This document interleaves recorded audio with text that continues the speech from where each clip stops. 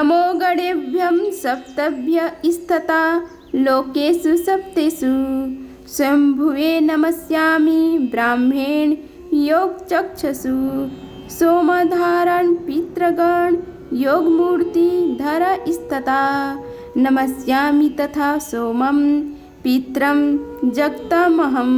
नमस्कार दोस्तों, आप सभी का स्वागत है हमारे YouTube चैनल पावरफुल हिंदू धर्म में। आज हम आप सभी को पितृपक्ष कब से शुरू हो रहा है तथा कब समाप्त होगा तथा पितृपक्ष में की जाने वाले निवारण तथा पितृपक्ष में की जाने वाले स्त्रोत के बारे में आप सभी को बताएंगे। ये जानते हैं पितृपक्ष कब से शुरू हो रहा है तथा इसकी समाप्ति कब से होगा। पितृपक्ष के दिन पितरों का समर्पित होता है। इस दौरान पितरों का श्राद्ध और तर्पण करने का विधान है। इसके अलावा पितृपक्ष में दान का भी विशेष महत्व है। कहते हैं कि पितृपक्ष में जरूरतमंद और गरीबों को भोजन कराने से पूर्वजों का आशीर्वाद प्राप्त होता है। हर साल पितृपक्ष भाद्रपद मास की पूर्णिमा तिथि से आरंभ होता है और अश्विन माह की कृष्ण पक्ष की अमावस्या तिथियों को समाप्त होता है। तो आइए जानते हैं इस साल पितृपक्ष किस तारीख से शुरू हो रहा है और साथ की प्रमुख तिथियां क्या हो रहेगी। पितृपक्ष की प्रमुख तिथियां हैं। हिंदू पंचांग के अनुसार भाद्रपद माह की पूर्णिमा तिथि का आरंभ 17 सितंबर को सुबह 11:44 से शुरू होगा। वही पूर्णिमा तिथि का समापन 18 सितंबर को सुबह 8:04 पर होगा। पूर्णिमा श्राद्ध 17 सितंबर को किया जाएगा। वही प्रतिपदा तिथि के श्राद्ध तिथि 18 सितंबर को पड़ रही है। आप सभी को बता दें कि श्राद्ध पक्ष प्रतिपदा तिथि से शुरू होता है, इसलिए 18 सितंबर से पिंडदान, तर्पण, ब्राह्मण भोजन और दान जैसे अन्य दूसरे कार्य किए जाएंगे। ऐसे में पितृपक्ष का आरंभ 18 सितंबर से हो रहा है, जो कि 2 अक्टूबर 2024 तक रहेगा। श्राद्ध मुहूर्त का शुभ मुहूर्त है। हिंदू पंचांग के अनुसार भाद्रपद माह की पूर्णिमा तिथि का आरंभ 17 सितंबर को सुबह 11:44 से शुरू होगा। वही पूर्णिमा तिथि का समापन 18 सितंबर को सुबह 8:04 पर होगा। श्राद्ध संपन्न करने के लिए कुतुब रौणिक मुहूर्त अच्छा माना गया है। कुतुब मुहूर्त है 11:51 से 12:40 तक। रौहिण मुहूर्त है 12:40 से 1:29 तक। अपराह काल है 1:29 से 2:56 तक रहेगा। श्राद्ध की प्रमुख तिथियां हैं, उसके बारे में आप सभी को बताते हैं। पितृपक्ष का आरंभ पूर्णिमा का श्राद्ध 17 सितंबर 2024 को है। वही प्रतिपदा तिथि का श्राद्ध पितृपक्ष का आरंभ 18 सितंबर को है। द्वितीय तिथि का श्राद्ध है 29 सितंबर को तथा तृतीय तिथि का श्राद्ध है 20 सितंबर को और चतुर्थी तिथि का श्राद्ध 21 सितंबर को। पंचमी तिथि का श्राद्ध है 22 सितंबर को। षष्ठी और सप्तमी तिथि का श्राद्ध 23 सितंबर सोमवार को। अष्टमी तिथि का श्राद्ध है 24 सितंबर को। नवमी तिथि का श्राद्ध है 25 सितंबर को। दसवीं तिथि का श्राद्ध है 26 सितंबर गुरुवार को। एकादशी तिथि का श्राद्ध है 27 सितंबर को। द्वादशी तिथि का श्राद्ध है 29 सितंबर को। त्रयोदशी तिथि का श्राद्ध है 30 सितंबर सोमवार को। चतुर्दशी तिथि का श्राद्ध है 1 अक्टूबर को। सर्वपितृ अमावस्या पितृपक्ष समाप्त 2 अक्टूबर बुधवार को होगा। हम आप सभी को पितृपक्ष में किए जाने वाले सरल 10 उपाय के बारे में आप सभी को बताते हैं। आइए जानते हैं पितृपक्ष में किए जाने वाले उपाय के बारे में। श्रद्धा पूर्वक तर्पण और पिंडदान करने से पितृ प्रसन्न होते हैं। श्राद्ध पक्ष में पंचबली कर्म अर्थात देव, पीपल, गाय, कुत्ते और कौवे को अन्न जल देने से पितृदेव प्रसन्न होते हैं। इसी के साथ ही चींटी और मछलियों को भी अन्न देना चाहिए। श्राद्ध में 10 तरह के दान दिए जाते हैं।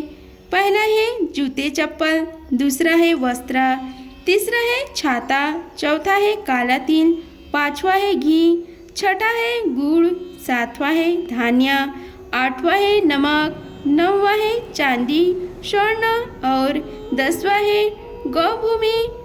आप चाहे तो सिर्फ आटा गुड़, घी, नमक और शक्कर का दान कर सकते हैं।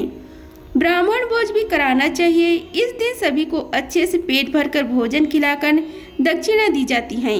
ब्राह्मण का निर्वसनी होना जरूरी है और ब्राह्मण नहीं हो तो अपने ही रिश्ते के निर्वसनी और शाकाहार लोगों को भोजन कराएं। खासकर जमाई, भांजा, मामा, गुरु और नाती को भोजन अवश्य कराएं। पितृपक्ष के दौरान प्रतिदिन अपने द्वार पर पितरों के निमित्त एक दीपक जरूर लगाएं। दक्षिण दिशा में पितरों के निमित्त 2, 5, 11 या 16 दीपक जरूर लगाएं। आप अपनी गैलरी में भी जला सकते हैं या आप प्रतिदिन पीपल के पेड़ के पास भी दीपक जलाकर पितरों की मुक्ति हेतु प्रार्थना कर सकते हैं। पितृ सूक्त या गीता का पाठ करें। श्राद्ध पक्ष में 16 दिन गीता का पाठ करना चाहिए। आप चाहे तो संपूर्ण गीता का पाठ करें, नहीं तो पितरों की शांति के लिए और उनका आशीर्वाद प्राप्त के लिए और उन्हें मुक्ति प्रदान मार्ग दिखाने के लिए गीता के 1 और 7वें अध्याय का पाठ जरूर करें। गुड़ घी को मिलाकर सुगंधित धूप दें। जब तक वह जले तब तक ओम पितृ देवताभ्यम नमः का जाप करें और इसी मंत्र से आहुति दें। भगवान विष्णु सहित इन दिव्य पितरों की पूजा करें, जैसे यमराज, काव्य वंडनाल, सोम, आर्यमा, अग्निश्व, सोमसद, बहर्यपद, चित्रगुप्त जी, अग्निस्वाद, बहिर्पद, अजप्य, सोमेप, रश्मिप, उपदूत, अयंतून, श्राद्धभूक, वह, नंदीमुख, आदित्य, वसु, रुद्र तथा दोनों अश्विनी कुमार आदि। सौरपित्र अमावस्या के दिन शास्त्रों में मृत्यु के बाद अधर्य दैहिक संस्कार, पिंडदान, तर्पण, श्राद्ध, एकादशाह, सब पिंडकरीकरण, औसच आदि, निर्णय, कर्म विपाक आदि के द्वारा पापों के विधान का प्रायश्चित कहा गया है। परिवार के सभी सदस्य से बराबर मात्रा में सिक्के इकट्ठा करके उन्हें मंदिर में दान करें।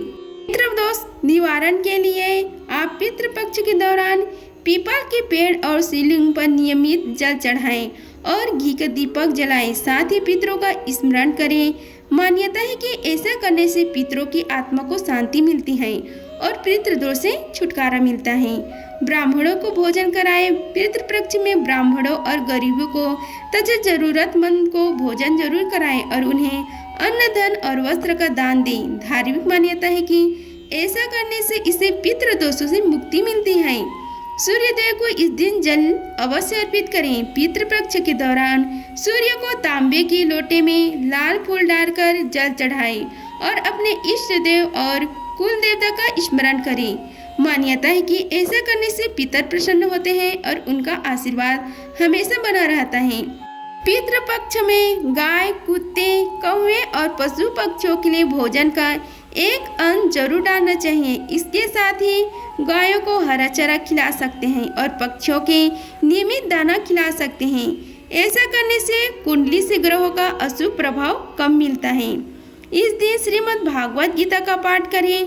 धार्मिक मान्यता है कि पितृदोषों से मुक्ति पाने के लिए श्राद्ध पक्ष में श्रीमद् भागवत पितृ स्तोत्र या नवग्रह स्तोत्र का पाठ करना चाहिए।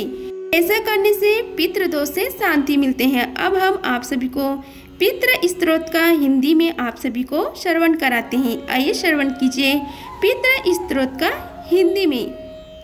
रुचि बोले, जो सबके द्वारा पूजित, अमृता, अत्यंत तेजस्वी, ध्यानी तथा दिव्य दृष्टि संपन्न है, उन पितरों को मैं सदा नमस्कार करता हूँ। जो इंद्र आदि देवताओं, दक्ष, मरीच, सप्त ऋषियों तथा दूसरों के भी नेता हैं, कामना की पूर्ति कराने वाले उन पितरों को मैं प्रणाम करता हूँ। जो मनु आदि राजश्रियों, मुनीश्वरों तथा सूर्य और चंद्रमा के भी नायक हैं, उन समस्त पितरों को मैं जल और समुद्र में भी नमस्कार करता हूँ।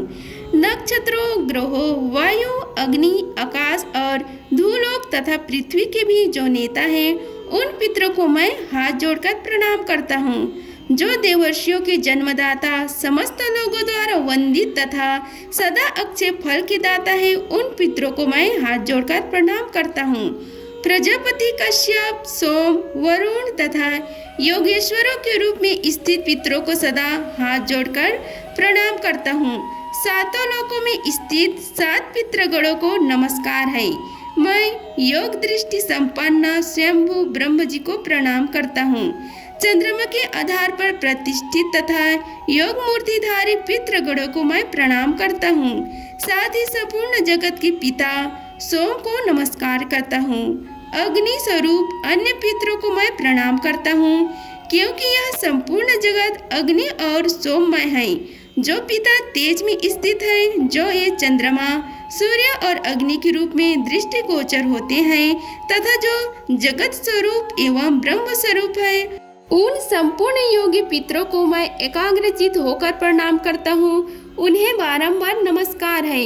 वे स्वदाभोजी पितर मुझ पर प्रसन्न हो। मार्कंडे पुराण में महात्मा रुचि द्वारा की गई पितरों की यह स्तुति पितृ स्तोत्र कहलाता है।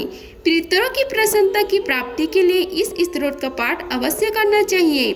पितृ स्तोत्र के अलावा श्राद्ध के समय पितृ सूक्त तथा रक्षोगण सूत्र तथा पाठ भी किया जा सकता है। इन पाठों की स्तुति से भी पितरों का आशीर्वाद सदैव व्यक्ति पर बना रहता है। अगर आप सभी को हमारी वीडियो अच्छी लगी होगी तो वीडियो को लाइक कीजिए, चैनल को सब्सक्राइब कीजिए और कमेंट बॉक्स में ओम नमो भगवते वासुदेवाय लिखिए। धन्यवाद। मिलते हैं अगले वीडियो में, तब तक के लिए जय श्री राधे कृष्णा।